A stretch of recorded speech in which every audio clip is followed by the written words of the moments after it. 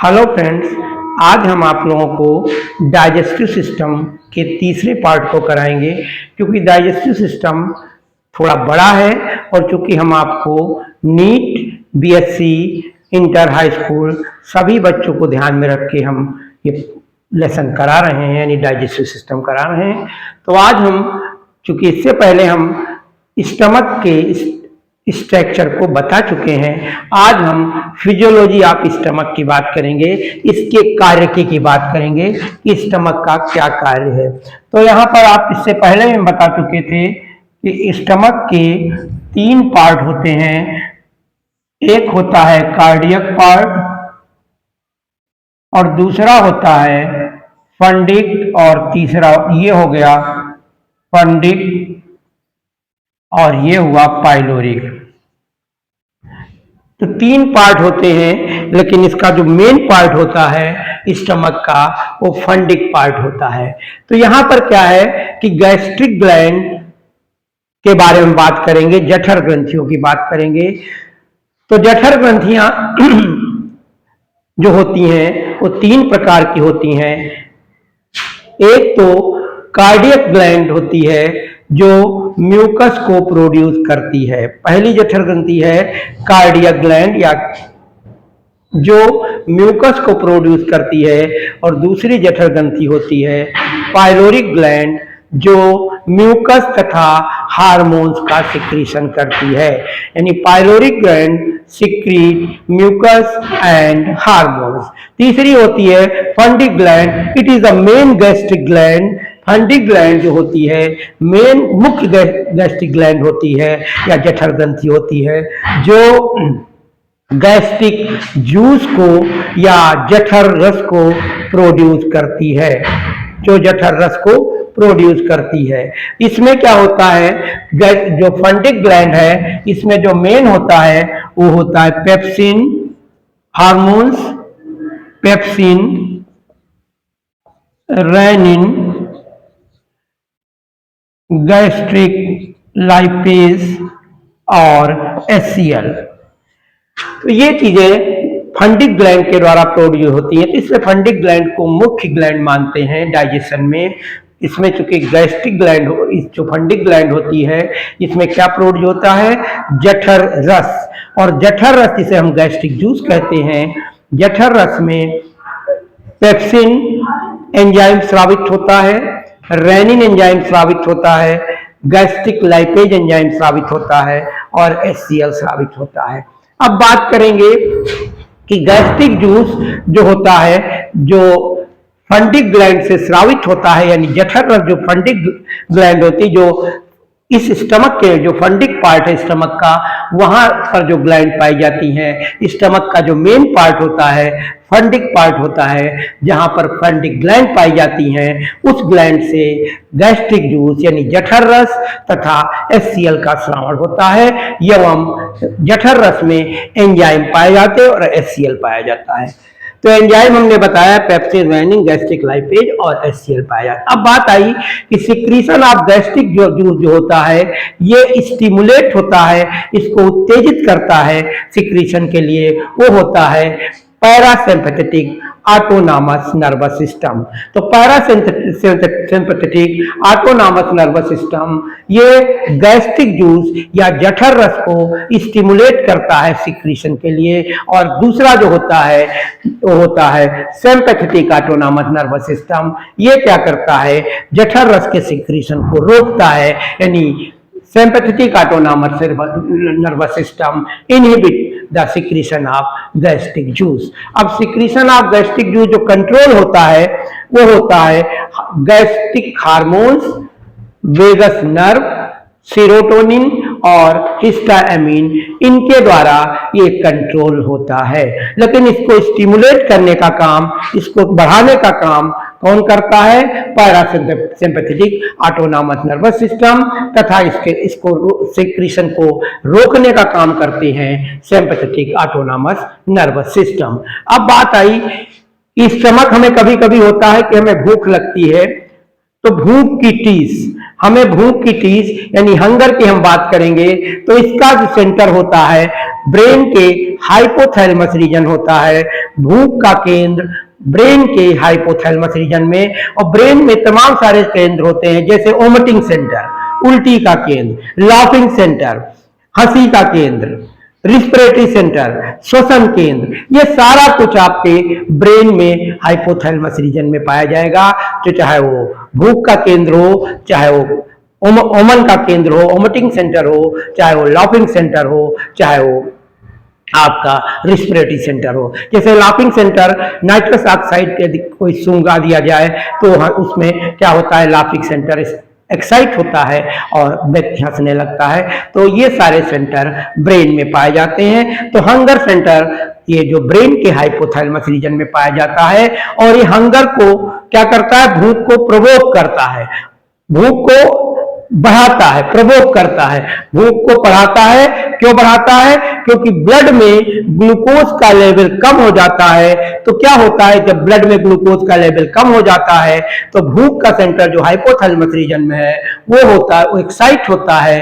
और क्या होता है कि जब एक्साइट होता है तो हंगर सेंटर स्टिमुलेट करता है वाल, स्टमक के वाल को कॉन्ट्रैक्ट रिलैक्स करता है। कंटिन्यू स्टमक की वाल कॉन्ट्रैक्ट होती है, संकुचित होती है और शिथिलित होती है। संकुचन और शिथिलन लगातार होता रहता है, जिसके कारण बगैर भोजन के हमारे एक आमाशय में एक भूख की टीस होती है और हमें भूख का एहसास होता है। फिर आप जाइए, अब मेन है यहाँ पर फंडिक ग्लैंड। तो फंडिक ग्लैंड में कुछ 4 सेल विशेष प्रकार की पाई जाती हैं, 4 सेल पाई जाती हैं। इनमें एक होता है चीफ सेल, ये इसे पेप्टिक सेल या जाइमोजेनिक सेल भी कहते हैं। ये पेप्सिनोजेन और रेनिन के श्रावण को, या कहते हैं पेप्सिनोजेन और प्रोरेनिन के श्रावण को करती है, यानी chief cell secrete the pepsinogen and prorennin. फिर दूसरा है ऑक्जेंटिक सेल, ये HCl को प्रोड्यूस करती, ये भी पाई जाती है, फंडिक ग्लैंड में ही पाई जाती है।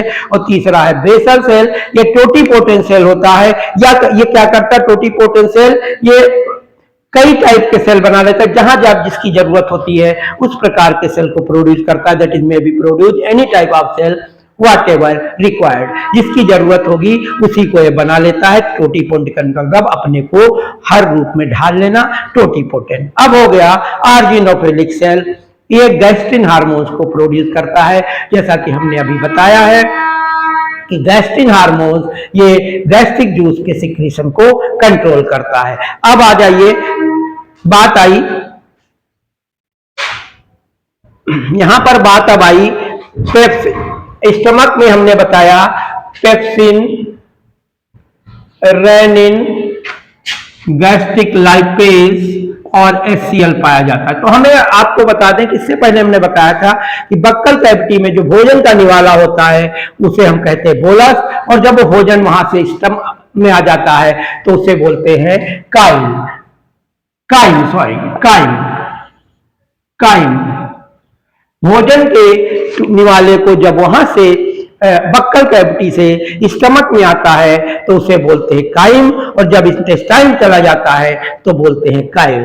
तो काइम जो है भोजन का जो निवाला है, भोजन का जो पार्ट है, जब यहाँ आता है स्टमक में तो वहां पर क्या था, बक्कल कैविटी में वो एसिड और बेस दोनों पर कार्य कर रहा होता था।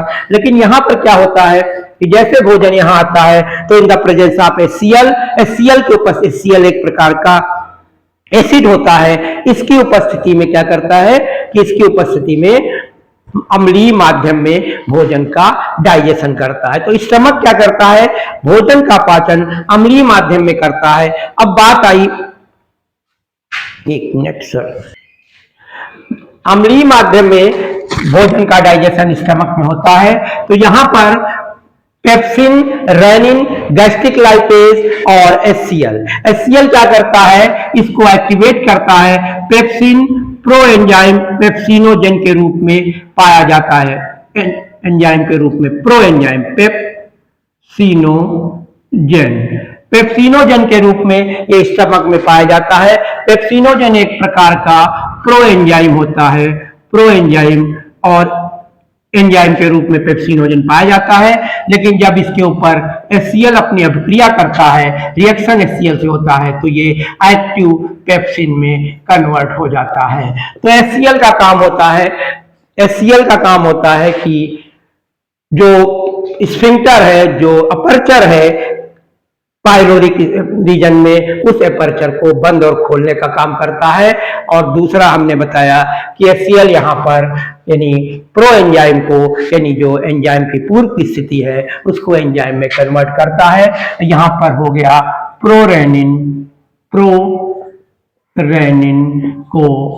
HCl रेनिन में कन्वर्ट कर देता है, प्रोरेनिन को रेनिन में कन्वर्ट कर देता है। तो HCl क्या करता है कि जो प्रो एंजाइम पाए जाते हैं स्टमक में, उसको एक्टिव एंजाइम में कन्वर्ट करता है। और पेप्सिनोजन क्या करता है, HCl की उपस्थिति में पेप्सिन में कन्वर्ट होता है। और पेप्सिन किसको पचाता है, पेप्सिन प्रोटीन पाचक एंजाइम होता है, पेप्टोन्स और में बदल जाता है, पेप्टियोजेज एंड पेप्टोन्स में। तो पेप्सिनोजन पेप्सिन में कन्वर्ट होता है HCl की उपस्थिति में आमाशय में। और इसके बाद पेप्सिन जो होता है ये प्रोटीन को परिवर्तित कर देता है, किसमें परिवर्तित करता है, पेप्टोन्स और प्रोटियोजेज में प्रोटीन्स को तोड़ देता है। फिर आ जाइए रेनिन क्या करता है, ये प्रोरेनिन के रूप में पाया जाता है, ये प्रो एंजाइम होता है, HCl की उपस्थिति में रेनिन में कन्वर्ट होता है। और इसके बाद क्या होता है, गैस्ट्रिक लाइपेज। तीसरा है गैस्ट्रिक लाइपेज क्या होता है, ये दूध की मिल्क में जो कैसीन प्रोटीन पाई जाती है उसे क्या करता है, सॉल्युबल कैसीन प्रोटीन होती है, उसे चेंज करके पैरा कैसीनेट इसे इनसॉल्युबल फॉर्म में परिवर्तित कर देती है, जिससे कि स्टमक में वो थोड़ी देर तक स्टे रहे स्टमक में, जिससे कि डाइजेशन हो सके। तो स्टमक में जैसे ही दूध हम कोई व्यक्ति लेता है तो कैसीन प्रोटीन जो सॉल्युबल प्रोटीन है वो उस पर गैस्ट्रिक एमाइलेज अपना रिएक्शन करता है एंजाइम, और उसे चेंज करके पैरा कैसीन में परिवर्तित कर देता है, जो कि इनसॉल्युबल होता है।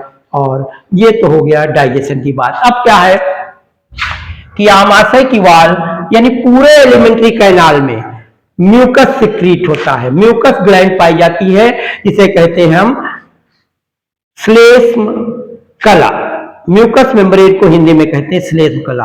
तो पूरी एलिमेंट्री कैनाल यानी माउथ से लेकर इंटेस्टाइन तक श्लेष्म कला या म्यूकस मेम्ब्रेन पाई जाती है। और म्यूकस मेम्ब्रेन क्या करती है, म्यूकस को सिक्रीट करती है, यानी श्लेष्म को निकालती है। और श्लेष्म एक तरीके का गाढ़ा जेली लाइक पदार्थ होता है, जो लुब्रिकेंट होता है, जो एक तरीके से चिकना होता है, जो इंटेस्टाइन की दीवार को रगड़ से बचाता है भोजन की, और दीवार डैमेज नहीं हो पाती एलिमेंट्री कैनाल। तो म्यूकस का बड़ा रोल है। म्यूकस ड्रेन जो पाई जाती हैं, यानी श्लेष्म ग्रंथियां जो पाई जाती हैं, वो पूरे एलिमेंट्री कैनाल में पाई जाती हैं, जहां से म्यूकस या श्लेष्म का स्रावण होता है, जो एक तरीके का जेली लाइक पदार्थ होता है। जैसा कि आप मार्केट में जेली देखते हो, चिपचिपा जेली लाइक पदार्थ होता है, और एक तरीके से जेली लाइक एवं लुब्रिकेंट होता है, चिकना होता है, जो आमाशय की दीवार पर भोजन की रगड़ से बचाता है, जिससे आमाशय या एलिमेंट्री कैनाल या कह सकते हो पूरी एलिमेंट्री कैनाल की दीवार डैमेज नहीं होने पाती है। और ये रोल म्यूकस का होता है। तो हमारा एक क्वेश्चन इसी पे जाता है, आपको इस पे कमेंट करके आपको बताना है। क्वेश्चन ये है कि देखिए, हम मीट खाते हैं, मीट भी मांस का बना होता है, हमारी आमाशय इंटेस्टाइन की दीवार भी मांस की बनी होती है। तो क्या कारण है कि मीट तो हमारे डाइजेस्ट हो जाता है, लेकिन हमारे आंत जो है या आमाशय जो मांस की बनी है उस पे कोई प्रभाव नहीं पड़ता है, उस पे कोई साइड इफेक्ट नहीं होता है, जबकि मीट डाइजेस्ट हो जाता है और डाइजेस्ट करने का काम HCl का मेन रोल अदा होता है। तो यदि इतना कंसंट्रेटेड HCl होता है जो मीट को भी डाइजेस्ट कर देता है और जितने भी एंजाइम है मीट को डाइजेस्ट कर दे, तो हमारी आंत या इंटेस्टाइन की दीवार मांस की बनी होती है वो क्यों नहीं गलती है। तो ये चीज आपको बतानी है। आप कमेंट बॉक्स में हमें बताइए कि मांस की बनी हुई हमारी एलिमेंट्री कैनाल डैमेज नहीं होती है, जबकि हम मांस को जब खाते हैं तो डाइजेस्टिव सिस्टम के अंतर्गत डाइजेस्ट होकर के डाइजेस्ट हो जाता है, लेकिन हमारी मांस की बनी हुई आमाशय इंटेस्टाइन की दीवार पर कोई प्रभाव क्यों नहीं पड़ता है। अब यहाँ पर एक चीज और बता दें कि पेप्टिक अल्सर ये भी यहाँ पर आमाशय में होता है, तो आगे हम जब अल्सर की बात डिटेल में जाएंगे तो करेंगे। आज के लिए बस इतना, थैंक यू। और आप हमें कमेंट करें, लाइक करें, शेयर करें, और अभी इसका जो फोर्थ लास्ट पार्ट होगा वो हम पाएंगे। आमाशय के बाद आएगा इंटेस्टाइन, और इंटेस्टाइन में लार्ज इंटेस्टाइन, स्मॉल इंटेस्टाइन। प्रयास करेंगे फोर्थ पार्ट में हमें कंप्लीट कर दें, फिर इसके बाद हम आपका अगला वीडियो। Okay, thank you.